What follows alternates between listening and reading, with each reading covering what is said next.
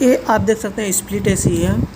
इसके बारे में कुछ हम बताना चाहते हैं, इसके वायरिंग के बारे में। पहले मैं बताया था VCF जो होता है ना, LNVCF, इसका क्या मतलब होता है, एक हमारे दोस्त ने पूछा भी था। तो ये स्प्लिट एसी है, इसमें वाटर ड्रॉपिंग हो रहा था, तो मैं ये वाटर डाल के अभी चेक कर रहा हूँ। देखिए मैं वाटर इसमें डालता हूँ, तो इसके साथ में मैं आपको बताऊंगा। और ये इसका वाटर ड्रेन अभी मैं साफ़ किया हूँ। देखिए ये वाटर का आउटलेट है, आउटलेट जो कि वाटर आराम से निकल रहा है बाहर। इसके बाद मैं वायरिंग के बारे में बताऊंगा। तो अगर कभी भी ना वाटर ड्रॉपिंग होता है तो ये जो होल है ना, ये होल देखिए, यहाँ पे होल दिख रहा है ना, इसके रास्ते से वाटर आउटलेट होता है और ये अंडरग्राउंड है, सीधे चला जाता है वॉशरूम में। तो यहाँ से तो पानी निकल रहा है, अभी मैं साफ़ कर दिया हूँ। अभी देखिए इसमें पानी डाल रहा हूँ ना, तो यहाँ से पानी निकल रहा है अभी। पहले देखिए कितना गंदा था, ये डर्टी था पूरा, इसकी वजह से पानी यहाँ पे फंस रहा था। अब हम समझ लेते हैं कि ये इसका कनेक्शन कैसे किया जाता है। जैसे अभी तो मेरे पास किलोमीटर नहीं है, लेकिन फिर भी मैं समझा दे रहा हूँ। मेरे पास स्क्रू ड्राइवर है क्योंकि एसी चल रहा है अभी, चलते चलते मैं आपको बता दूँ। और ये कूलिंग कॉइल में भी साफ़ करूँगा मैं, कैसे साफ़ करना है इसको। इसका भी एक तरीका होता है कूलिंग कॉइल साफ़ करने का। तो यहाँ पर ना पहले ये इनडोर टू आउटडोर है इसका कनेक्शन।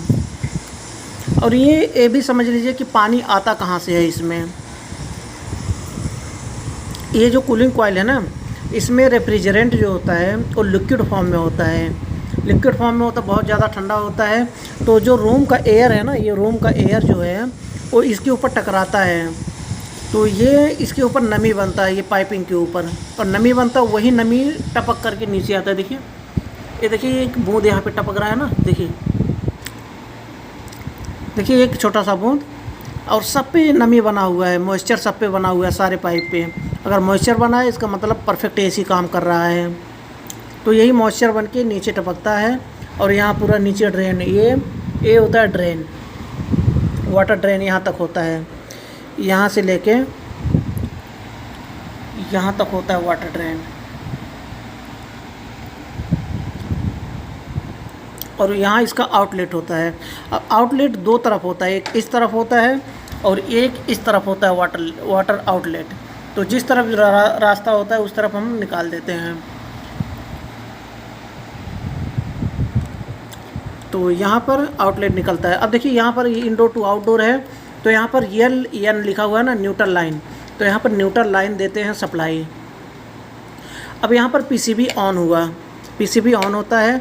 उसके बाद आउटपुट कैसे निकलता है, यहाँ से देखिए एक यहाँ पे लिखा हुआ है VCF। V का मतलब 4 वे रिवर्सिंग वाल्व, जो हीट पंप होता है उसके लिए सप्लाई जाता है V। और C जो होता है ना, कमांड लाइन, जो कि कंप्रेसर के लिए सप्लाई निकलता है, ये C लिखा हुआ है। यहाँ से कंप्रेसर के लिए सप्लाई निकलता है, यानी कि रिले से। ये PCB में एक रिले लगा हुआ है, रिले से आउटपुट सप्लाई निकलता है, तो C में आता है। और C ये आउटपुट सीधा चला जाता है कंप्रेसर के कॉमन टर्मिनल पे। और ये F लिखा हुआ है ना, F ये होता है फ़ैन मोटर के लिए, जो आउटडोर फ़ैन मोटर होता है। तो अगर इसको चेक करना है तो मैं तरीका मैं बता देता हूँ थोड़ा सा चेक करने के लिए। अगर आपको मानिए कि रिले आपको चेक करना है, कि रिले कभी होता है कि रिमोट से जब हम एसी को बंद कर देते हैं तो भी कंप्रेसर लगातार चलता रहता है। तो उसे चेक करने के लिए हम चेक करेंगे, जैसे किलोमीटर में चेक करते हैं लाइन और न्यूट्रल, जो हम चेक करते हैं 220 का करंट, वो एक N पर रखेंगे, न्यूट्रल पर। और ये हमारा तीनों सप्लाई लाइन होता है, एक न्यूट्रल यहाँ रखेंगे N पर और एक C पर रखेंगे। और उसके बाद AC को बंद करेंगे रिमोट से। अगर फिर भी इसमें 220 का करंट दिखा रहा है, यानी कि रिले ख़राब है। और AC को रिमोट से बंद करने के साथ साथ इसमें सप्लाई बंद हो गया C में, तो फिर समझिए कि रिले परफेक्ट काम कर रहा है। आउटपुट सप्लाई, अगर फ़ैन मोटर नहीं चल रहा है आउटपुट तो आउटडोर का, तो यहाँ पर F पर रख करके एक N पर रखेंगे, एक F पर रखेंगे। तो यहाँ पर 220 का करंट आ रहा है, यानी कि आउटपुट सप्लाई दे रहा है PCB। और 4 वे रिवर्सिंग वाल्व को इसी तरह से चेक कर लेंगे। तो ये होता है तरीका चेक करने का। अब इसको हम कूलिंग कॉइल को थोड़ा हम साफ़ कर लेते हैं, पूरा गंदा है।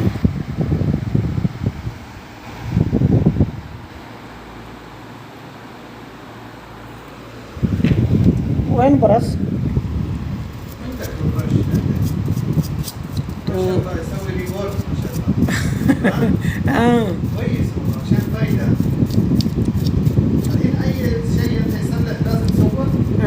ايوه ايوه لازم ايوه. هنا سوق الإسفايدة، هنا سوق البصري 2000 ريال إسفايدة 2000 ريال. هذا زيادة 1500 ايوه 1500 1800 2000 ريال كل شهر. ايوه كل شهر.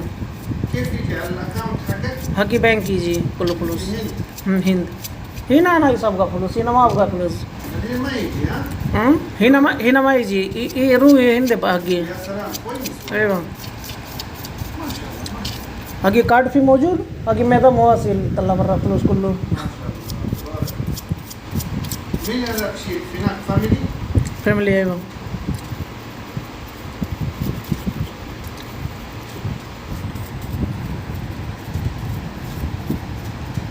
अब देखिए कूलिंग कॉइल साफ़ करने का तरीका जो होता है ना, इसको भी समझ लीजिए। कभी भी ब्रश इस तरह से नहीं चलाना है, इस तरह से ब्रश नहीं चलाना है कभी भी, ये गलत होता है। ब्रश इस तरह से चलाना है, इस तरह से नीचे से ऊपर इस तरह से, जब भी कूलिंग कॉइल साफ़ कर रहे हैं। क्योंकि ना ये फिन्स देख रहे हैं आप, ये पतले पतले सारे फिन्स होते हैं। अगर ये फिन्स टूट गया तो फिर ये कूलिंग कॉइल ख़राब हो जाता है, फिर हवा अच्छे से नहीं देगा। इसलिए कभी भी साफ़ करें इस तरह से, खड़ा ब्रश चलाएं हमेशा जब भी साफ़ करना हो कूलिंग कॉइल। इस तरह से नहीं चलाना है, कभी भी फिन्स टूट जाते हैं। कहीं भी फिन्स टूटा हुआ है, देखिए यहाँ पे टूटा हुआ ना फिन्स, ये ख़राब है। देखिए इसको भी सीधा करेंगे, इसको ऐसे करेंगे, इसको ये सीधा होगा। अगर इस तरह से टूट गया फिन्स तो ये ख़राब हो जाते हैं।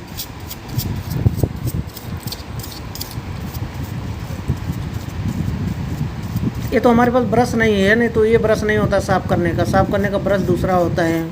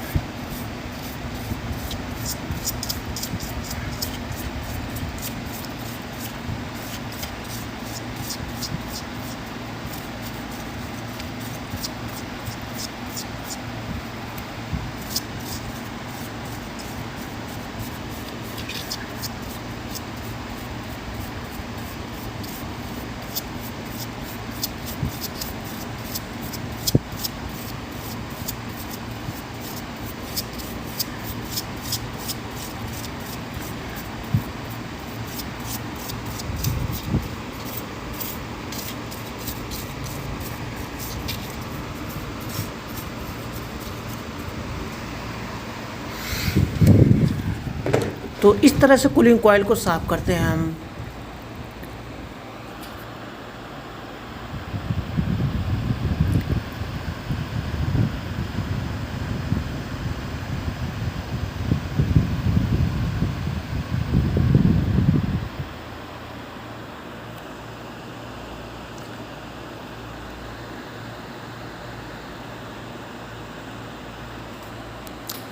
अच्छा एक चीज़ और मैं बता दूं, यहाँ पे ये होता है सेंसर। ये देखिए रूम टेम्परेचर सेंसर है ना, ये पूरा काम करता है। एसी को जो ऑन ऑफ करता है, रूम में कूलिंग हो जाती है, तो ये काम करता है रूम टेम्परेचर सेंसर। रूम में कूलिंग मेंटेन हो जाती है। तो ये कमांड सिग्नल भेजता है पीसीबी को, पीसीबी कंप्रेसर को बंद कर देता है। और एक कॉइल सेंसर लगा होता है, जो कि मैं दिखा दूं आपको कहाँ पे लगा होता है। ये देखिए कॉइल सेंसर ये लगा है ना, ये सफ़ेद वाला, ये कॉइल सेंसर होता है। देखिए ये कॉइल सेंसर होता है और ये रूम टेम्परेचर सेंसर होता है। और कॉइल सेंसर और रूम टेम्परेचर सेंसर कैसे काम करता है, इसको मैं नेक्स्ट वीडियो में बताऊंगा कि रूम टेम्परेचर सेंसर और कॉइल सेंसर काम कैसे करता है। तो इसमें अभी बस इतना ही।